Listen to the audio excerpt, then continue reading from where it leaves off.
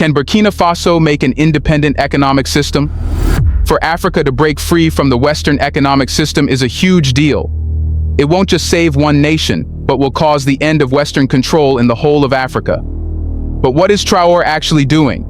And most importantly, can it make any progress? Let's find out.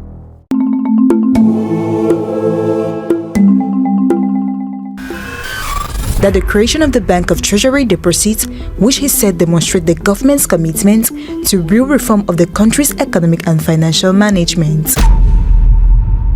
On October 7, 2024, Burkina Faso reached a historic milestone under the leadership of President Ibrahim Traore with the official launch of the Postal Bank of Burkina Faso.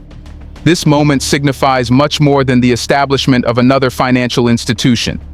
It represents the nation's growing desire for financial sovereignty and a break from its economic dependency on Western financial powers. Traore, known for his fearless approach to governance, has made clear that Burkina Faso must chart its path, focusing on self-reliance rather than relying on external sources like the International Monetary Fund (IMF) or the World Bank. This bank symbolizes a major step toward achieving that vision. But why is the Postal Bank's launch such a monumental event, not just for Burkina Faso, but for Africa as a whole?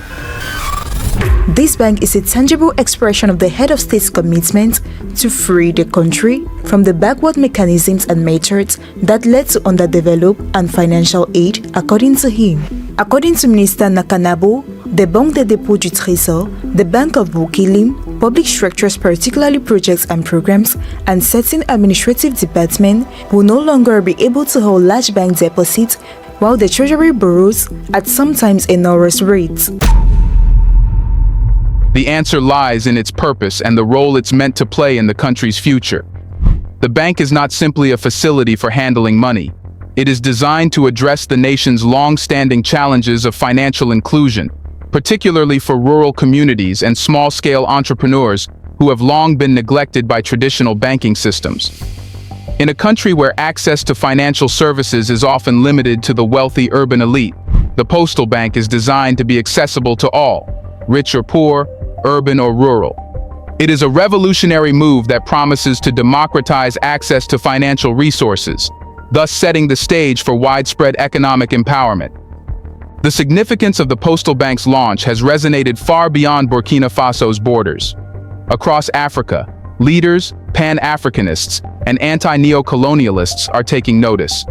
Traore's defiance of the conventional economic structures, especially those tied to Western interests, has made him a revolutionary figure on the continent. His leadership represents the aspirations of many African nations still struggling under the weight of neocolonial economic arrangements. In setting up the Postal Bank, Traore is offering a bold, practical solution for Burkina Faso to achieve true economic independence. This bank is not just an institution. It is the first step in a broader effort to overhaul the country's financial architecture, laying the foundation for a more self-sufficient and prosperous future. However, the launch of the Postal Bank also raises several important questions about how it will operate and what it will mean for Burkina Faso's economic landscape. Will it be able to handle the enormous task of financing the country's ambitious development projects? How will it compete with established financial institutions, both local and international, that have dominated the landscape for so long? And perhaps most importantly, can the Postal Bank deliver on the promises of financial inclusion and sovereignty that Traore envisions? These questions will define not just the success of the bank, but the future of Burkina Faso's entire economy. In the coming years, the Postal Bank will serve as the backbone of Traore's ambitious plan to reform Burkina Faso's financial infrastructure, and its impact will ripple across the entire continent.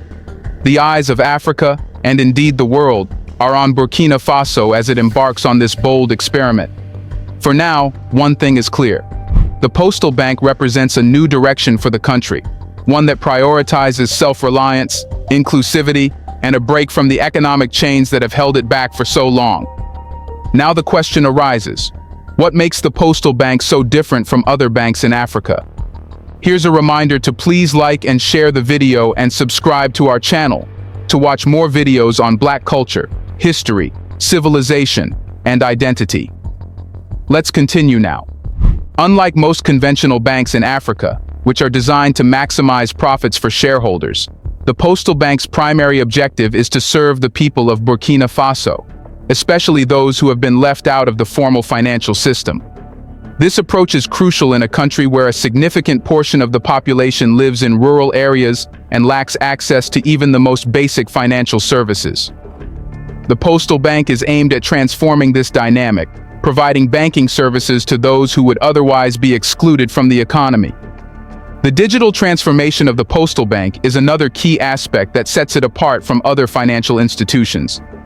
Traore's vision includes making banking services available digitally, which means that people in remote areas will not have to travel long distances to access these services.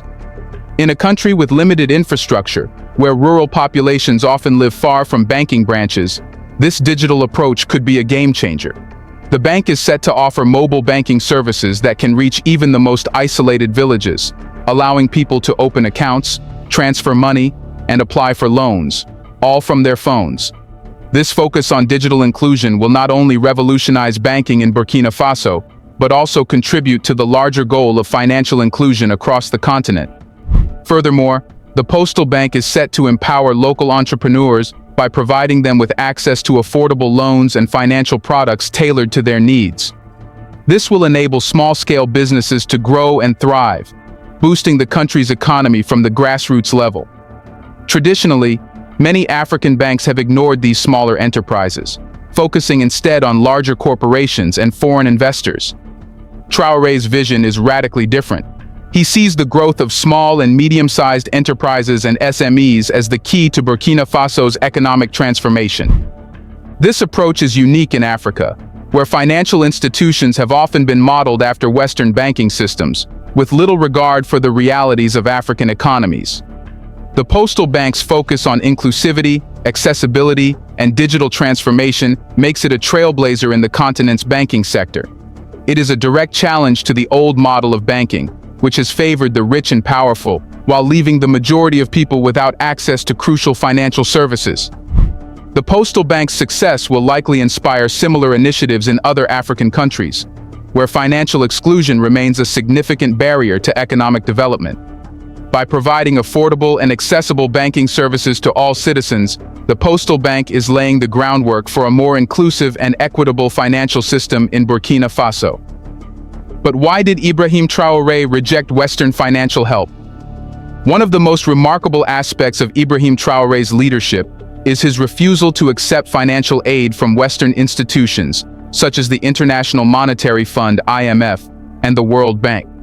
In a continent where many governments are deeply entangled with these institutions, Traore's decision stands out as a bold rejection of the financial dependency that has kept African nations shackled for decades.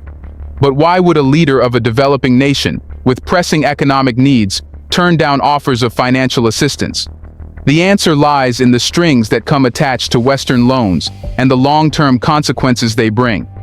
For decades, the IMF and World Bank have been key players in Africa's economic landscape, offering loans to countries in exchange for implementing specific economic policies.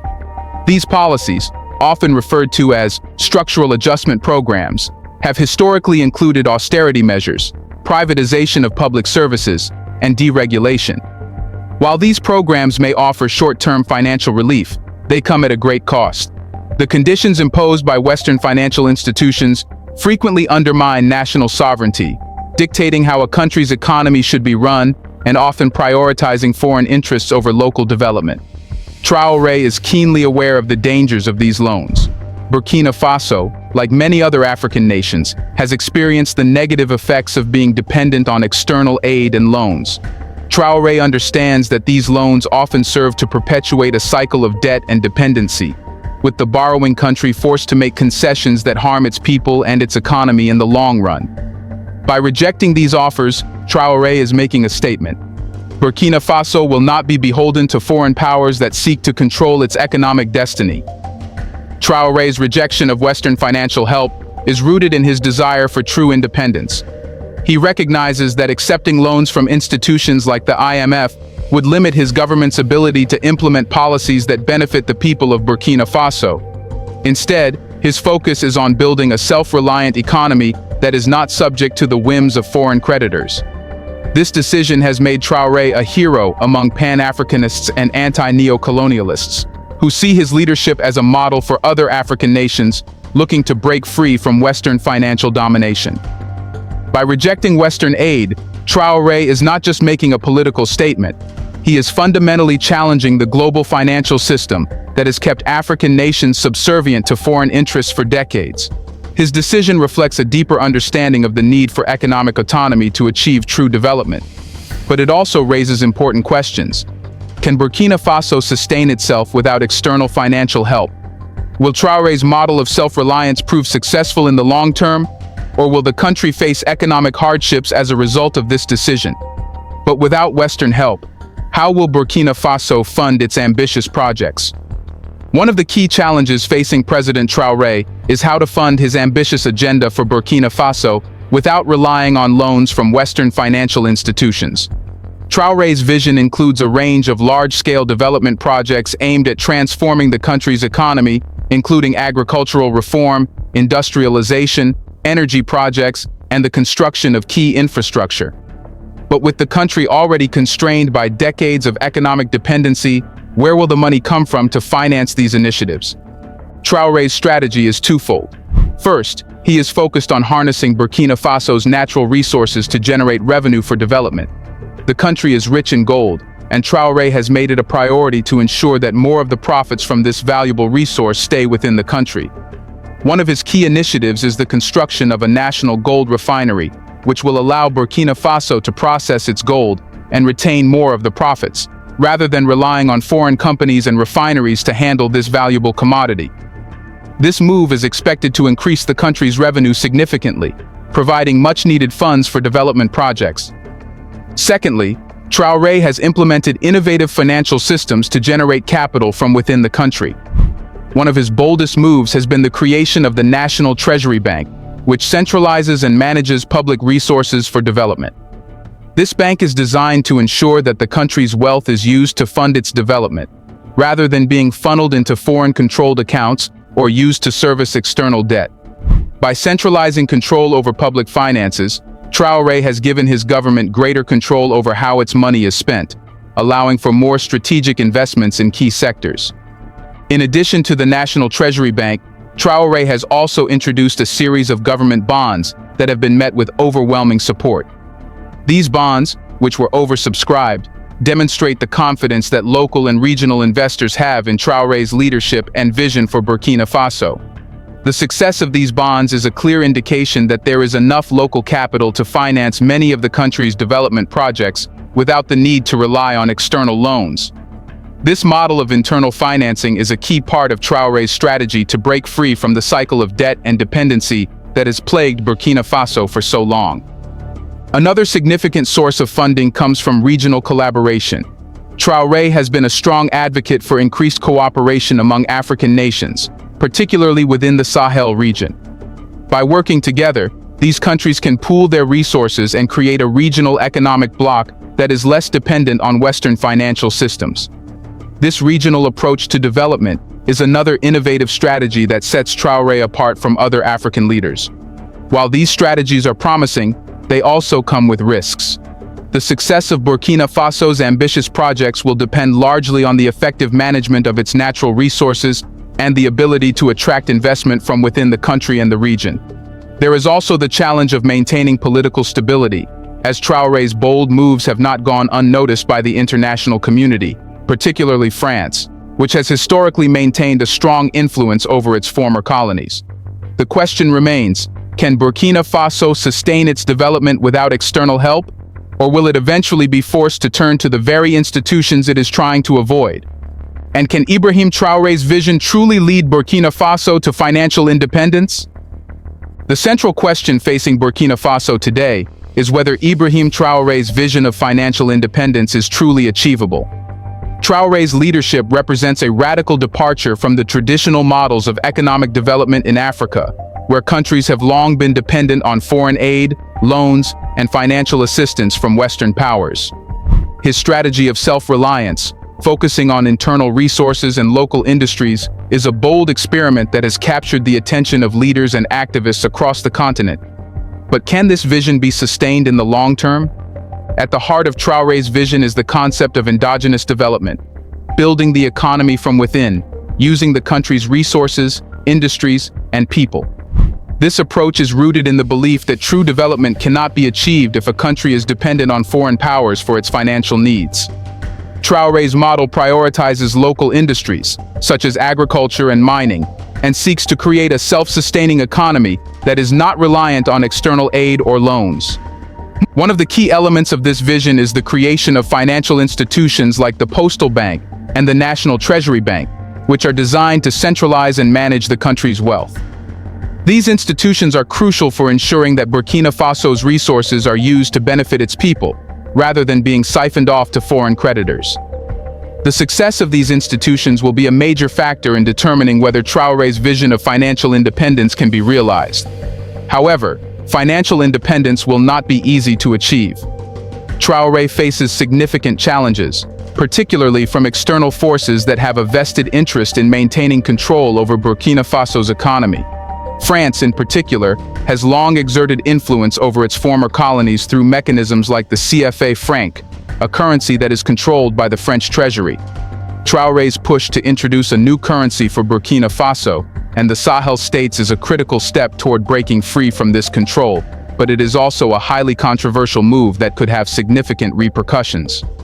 Moreover, Traore's rejection of Western financial help means that Burkina Faso must rely on its resources and the support of regional partners to finance its development. This is a risky strategy, as it places a great deal of pressure on the country's ability to generate revenue from its natural resources and manage its finances effectively. If Traore's vision is to succeed, Burkina Faso will need to navigate these challenges carefully, balancing the need for financial independence with the realities of the global economy. Despite these challenges, Traore's vision has inspired hope, not only in Burkina Faso but across Africa. His leadership represents a new model of governance, one that prioritizes national sovereignty and self-reliance over dependence on foreign powers. Whether this model can be sustained in the long term remains to be seen. But one thing is clear: Ibrahim Traore is redefining what it means to be an African leader in the 21st century. His bold approach to financial independence could very well serve as a blueprint for other African nations looking to break free from the chains of neo-colonialism and chart their path to prosperity. Do you think this moment will bring a change in the African economic system? Will Burkina Faso gain financial independence? Let us know in the comment section. Will other nations follow suit? Do you want to watch more videos like this one? If so, subscribe to our channel and press the bell icon next to it. We have decided to bring videos on something nobody talks about: the Black culture, civilization, history, and evidence about how glorious Blacks have been. Thanks for watching, and until the next video, stay tuned.